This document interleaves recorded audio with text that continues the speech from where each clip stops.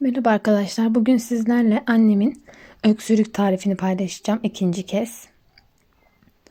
Mandalina kabuklarını atıyor içine. Ondan sonra elmaları soyacak. Elma kabuğu atacak.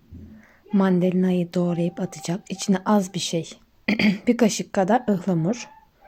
Ve kurutulmuş ayva yaprağı.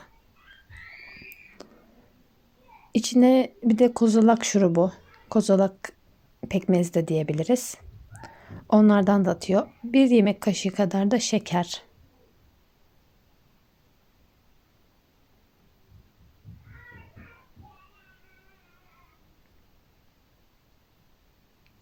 İçine sıcak suyumuzu ekliyoruz.